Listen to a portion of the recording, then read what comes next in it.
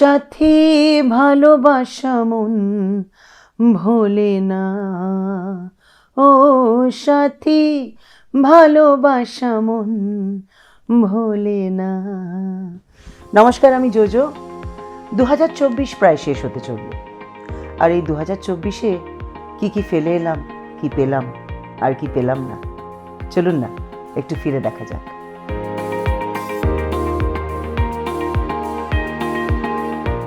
এবছর ভেবেছিলাম আমার মেয়ের বিয়ে হবে, সো সেটা নিয়ে একটা এক্সাইটমেন্ট ছিল। বাট এটা ছাড়া নিজের কাজ নতুন বছরের নতুন কাজ যখন শুরু হলো এবং যখন জানতে পারলাম যে এবছর সারেগামাপা হবে অ্যান্ড আরও অনেক অনেক নতুন ট্যালেন্টসদেরকে শুনতে পাবো, সেটার একটা সাংঘাতিক এক্সাইটমেন্ট ছিল।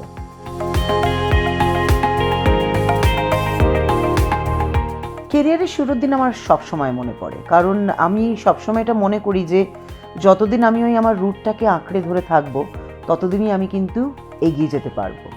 কারণ বলে না যে বাড়িটা উঁচু করতে গেলে ভিতটা শক্ত হওয়া খুব দরকার, আর সেই ভিতটা মজবুত থাকে যখনই বারবার আমি ফিরে দেখি যে আমি কোথায় ছিলাম, কেন ছিলাম এবং আমার ফোকাস কী ছিল, এখনও সেটা ঠিক আছে কিনা।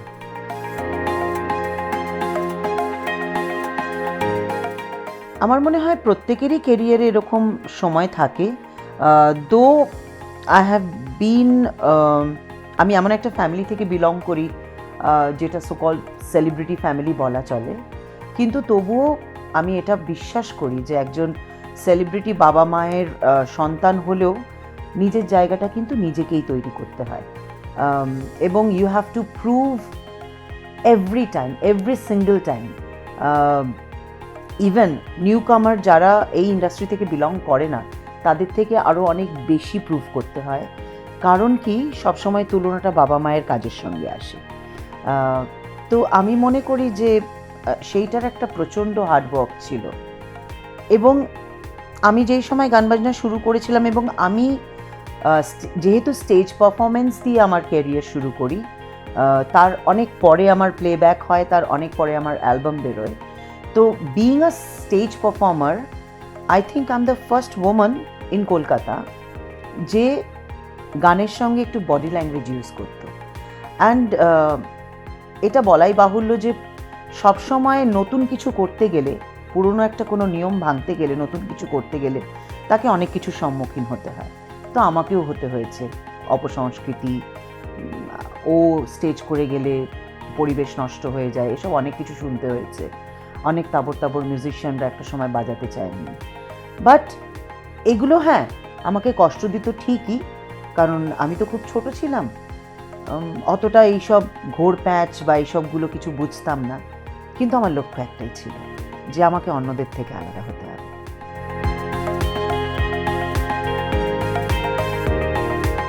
গানটাকে অ্যাকচুয়ালি ওই রকমভাবে পেশা হিসেবে আমি কখনোই দেখিনি, বা দেখার মতো আমার তখন বয়সও ছিল না। কারণ আমি পারফরমেন্স শুরু করি যখন আমার 6.5 বছর বয়স। খেলার ছলেই স্টেজে গান গাওয়া শুরু হয়েছিল, কারণ মা পারফর্ম করতেন সেটার জন্য। মায়ের সাপোর্ট তো ছিলই ডেফিনেটলি, বাবাও খুব খুশি হয়েছিলেন, কিন্তু এটাও সবসময় চাইতেন যে পড়াশোনাটা যাতে নষ্ট না হয়।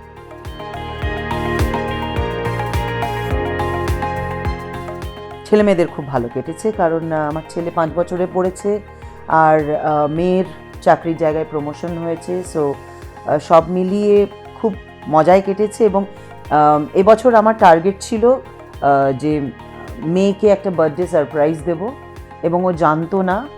ওর ইনফ্যাক্ট যেটা হয় যে আমি যেহেতু ওর পার্সোনাল লাইফে খুব একটা নাক গলাই না, আমি সেরকমই একজন মা, সবই জানার চেষ্টা করি বাট খুব একটা জোর করি না।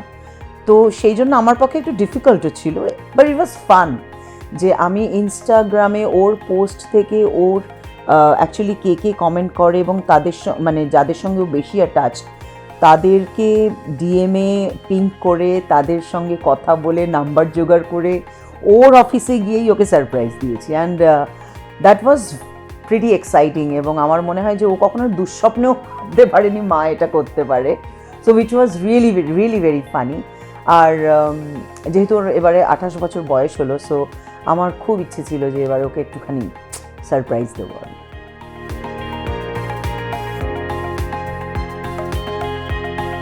কোনো সময়ই চাই না আবার করোনা ফিরে আসুক, কারণ ওই সময়টা যে কঠিন পরিস্থিতির মধ্যে দিয়ে আমরা প্রত্যেকে কাটিয়েছি, দুঃস্বপ্নেও যেন না আসে।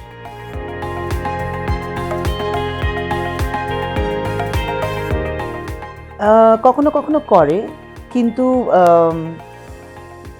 আমি ওটার সঙ্গে মানে আমার সবসময় এটা মনে হয় যে প্রথমত আমি খুব একটা সফট টার্গেট নই যে যাকে রেগুলারলি মানুষ ট্রোল করে। So I am thankful to god and to my audience for that. কিন্তু হ্যাঁ, তার মধ্যে ওই বলে না, নিন্দুকেরা তো নিন্দে করবেই। এরকমও কিছু মানুষ আছে যাদের খেয়ে দিয়ে কোনো কাজ নেই, সারাক্ষণ পেছনে পড়ে আছে কারো না কারো, শুধু আমার নয়। আমাকে কিছু বললে পরে আমি খুব একটা গা করতাম না হয়তো, কিন্তু যেহেতু আমার পুত্রকে নিয়ে বলা হয়েছিল, এবং আমার মনে হয় যে এই জায়গাটা থেকে দাঁড়িয়ে এই মানুষগুলো সাহসটা এই জন্যই পায় কারণ অনেকেই হয়তো এরা এটা করে, তারা কোনো জবাব দেয় না। তো আমার মনে হয়েছিল যে কারোর একটা জবাব দেওয়ার দরকার, কারণ এটা অন্যায় যে একজন দুধের শিশু, তাকে তুমি কোনো কথা বলা তোমার কোনো রাইট নেই। হ্যাঁ, যে কোনো মানুষকেই নেই, বাট সে তো একটা শিশু, সে পৃথিবীটাকে সবে দেখছে, তাকে বাজে কথা বলার কারোর কোনো অধিকার নেই। সো সেটার জন্যই আমি রুখে দাঁড়িয়েছিলাম, এবং সেটাতে আমার মনে হয় যারা সেন্সিবল মানুষ তারা আমাকে সাপোর্ট করেছে, আর I am so thankful to everyone.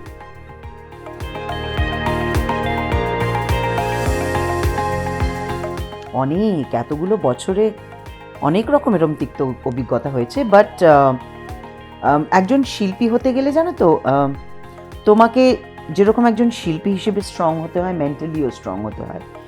উপস্থিত বুদ্ধি থাকাটা খুব জরুরি বলে আমার মনে হয়। একটা পরিস্থিতিতে আমি সেই পরিস্থিতিটাকে কিভাবে হ্যান্ডেল করব এবং সেটার রিপালকেশন কি হতে পারে, এটাকে আমাকে ওই মুহূর্তে স্টাডি করতে হবে, করে তারপরে সেটাকে ফেস করা উচিত। কারণ ওই বলে কোট আনকোট কথায় যে শিল্পী হলে তুমি অনেক কিছু করতে পারো, অনেক কিছু করার অধিকার তোমাকে সমাজ দেয় না। তো এরকমও নয় যে কোনো কিছু কোনো মানে মানে আনকন্ট্রোলেবল সিচুয়েশনকে হ্যান্ডেল করার জন্য ইউ হ্যাভ টু বি কি বলবো, rude, or you have to use slang, or you have to like say something which you should not as an artist.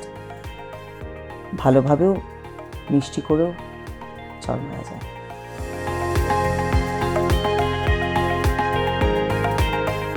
আমার কাছে সব থেকে বড় প্রাপ্তি যে আমার মনে হয় এটাই যে আজ অবধি যে অডিয়েন্স আমাকে দেখেছে, জেনারেশন আফটার জেনারেশন, ভালোবাসা বেড়ে চলেছে, কোথাও কমেছে বলে আমার মনে হয় না। যেটা আমি মনে করি একজন শিল্পী হিসেবে খুব বড় প্রাপ্তি।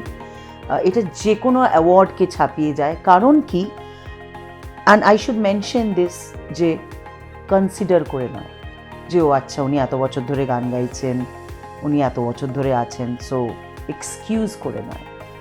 দে আর কি বলবো, আমাকে প্রত্যেক দিন তারা এই ভালোবাসা দিচ্ছে আমার পারফরমেন্স দেখার পরে। এবছরও আমি অনেক জায়গায় এরকম গেছি যেখানে হয়তো আমি 90s সময় পারফর্ম করেছি, বা 90s সেখানে পার্টিকুলারলি কেউ আছেন যে 93 বা 4 আমার অনুষ্ঠান দেখেছেন, আবার 2024 এসে আমার অনুষ্ঠান দেখছেন তার ছেলে মেয়েকে নিয়ে।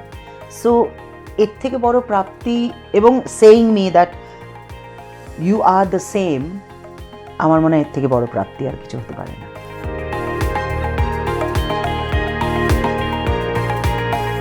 ছেলেমেয়ের দিক থেকে সব থেকে বড় প্রাপ্তি, বাজো অ্যাটলিস্ট আদির জন্মদিনে আসতে পেরেছে, দুদিন আমার সঙ্গে ছিল।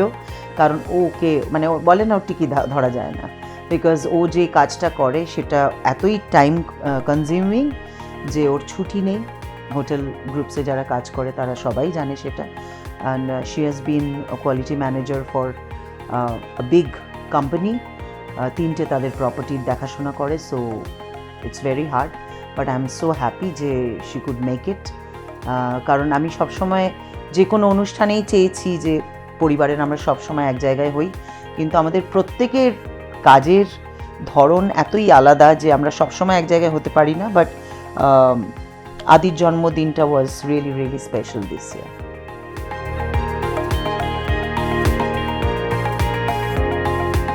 আমার মনে হয় সেটাই বেটার, কারণ কি জোর করে কারোর ওপরে কিছু চাপিয়ে দেওয়া যায় না।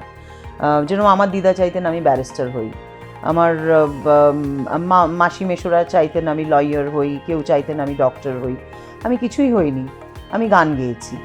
সো মা চাইতেন আমি মায়ের মতো অনেকটা পড়াশোনা করি, আমার পড়াশোনা করতে কোনো দিন ভালো লাগতো না, to be very honest. But হ্যাঁ, যতটুকু করা সম্ভব আমি ততটুকু করেছি।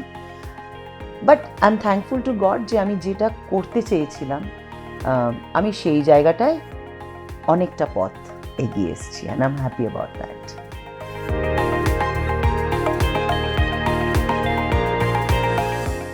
ডেফিনেটলি করে, কারণ এই যে শিল্পের আদান প্রদান এবং আমার নিজের বিদেশের ট্যুর শুরু হয়েছিল রুনা লায়লাজির হাত ধরে। সো আমি মনে করি আমার অনেক বাংলাদেশি বন্ধুরা আছে যারা ব্রডেও আছে, বাংলাদেশেও আছে। আমি মনে করি এটা অনেক বড় ক্ষতি। এবং শুধুমাত্র গান বাজনার কথা কেন বলবো, অনেকেই আছেন যারা মাসের পর মাস শুধুমাত্র মেডিকেল ট্রিটমেন্টের জন্য বাংলাদেশ থেকে আসেন, সেই সমস্ত মানুষদের কি হবে? অ্যান্ড মানে যে সিচুয়েশনটা চলছে এটাকে না এরকমভাবে ওয়ার্ডে ডিসক্রাইব করা যায় না। প্রার্থনা করব এটাই যে এটা মিটে যাক, নাহলে অনেক বড় ক্ষতি হয়ে যাবে, অলরেডি হচ্ছে। আফটার অল তো আমরা মানুষ, একটা কাঁটাতারের বেড়া সব কিছু কি এভাবে আলাদা করে দিতে পারি? যদি মানুষ হিসেবে ভাবি তাহলে হয়তো নিজেদেরকে শান্ত করতে পারব, আর যদি মাথার মধ্যে অন্যরকম অনেক কিছু চলে তাহলে এই পরিস্থিতি শান্ত হওয়া খুব মুশকিল।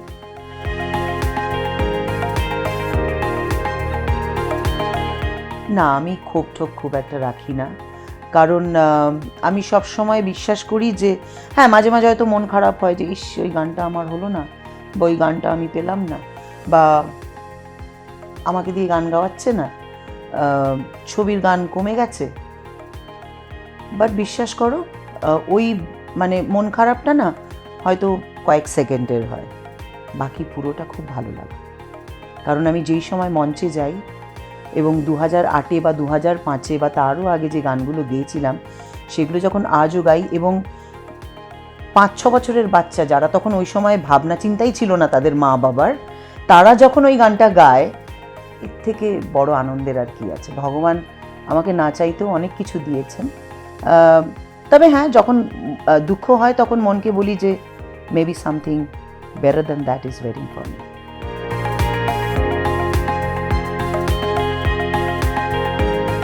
আমার পছন্দ মানেই তো আমার শ্রোতা বন্ধুদের পছন্দ, তো আমি ভূতের ভবিষ্যতের গানের দুটো লাইন গাই।